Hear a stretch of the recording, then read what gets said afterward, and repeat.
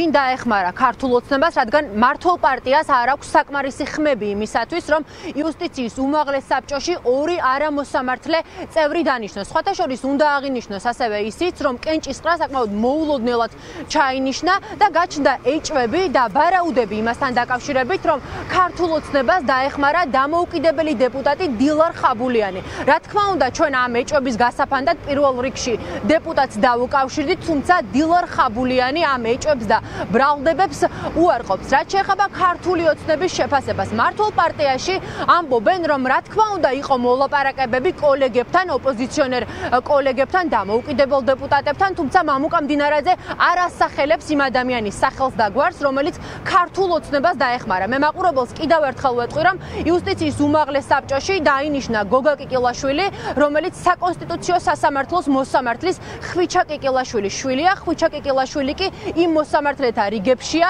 რომლებმაც სალომე ზურაბიშვილი კონსტიტუციის დამრღვევად გამოაცხადეს.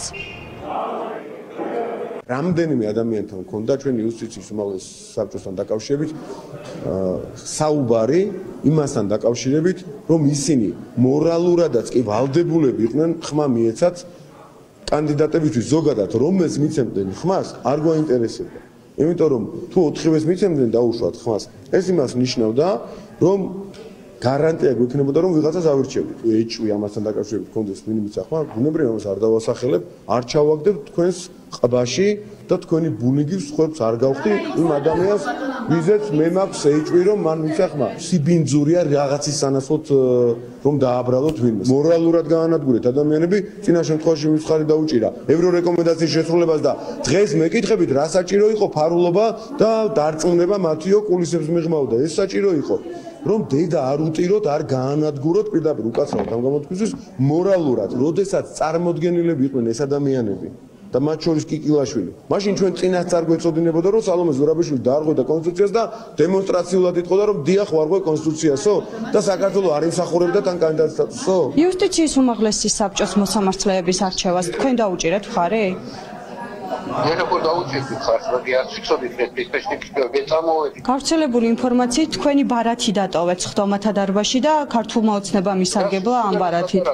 ბარათს როგორ დავტოვებ? თქვენ არ მიგიციეთ ხმა აკალანისა ამ მოსამართლეებს? არ ვიცოდი ეგ საკითხი დაეკროტობდი. მაშინ დღეს თქვენ პარლამენტში მოსვლა რა მიზანს ემსახურებოდა რეგისტრაცია რო გაგებლოთ მხოლოდ? პარლამენტის წევრი რას მეკითხებით, არ უნდა მოსულიყავი?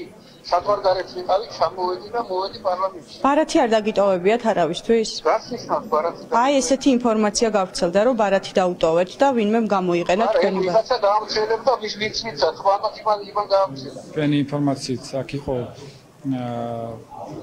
რეგლამენტური ხრიკები, ადამიანი მოვიდა, დარეგისტრირდა, შემდეგ წავიდა, ოღონდ დატოვა თავისი პულტი, ხმის მიცემის პულტი, დაუტოვა სხვა დეპუტატს, რომელმაც მის მაგივრად მისცა ხმა.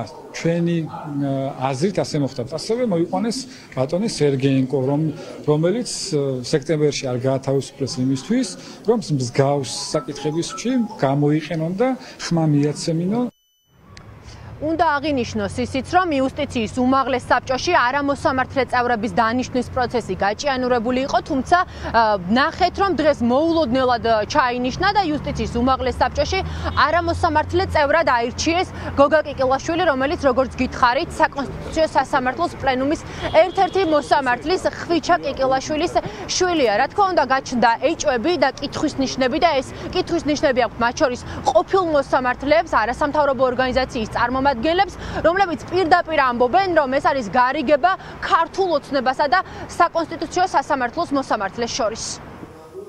თუნდაც ვიცი ეს კონკურსი მანამდეც მიმდინარეობდა, ვიდრე ეს დასკვნა გამოვიდოდა და ეხა უშუალოდ დაკავშირება ერთმანეთთან ცოტა რთულია ამ საკითხების. როგორც იტყვიან, საქმე მაშინ მან გამოგაჩინოს. როგორ ხედავთ ეხა თქვენ ამას? ანუ გუშინ იყო საკონსტიტუციოს გადაწყვეტილება იმ 6 მოსამართლემ, რომლებმაც ხელი მოაწერა ფაქტიურად საქართველოს ევროინტეგრაციის იმპიჩმენტს, ერთ-ერთი შვილი ინიშნება იუსტიციის საბჭოს წევრად. ნუ ამაზე ეხლა კომენტარი ზედმეტია.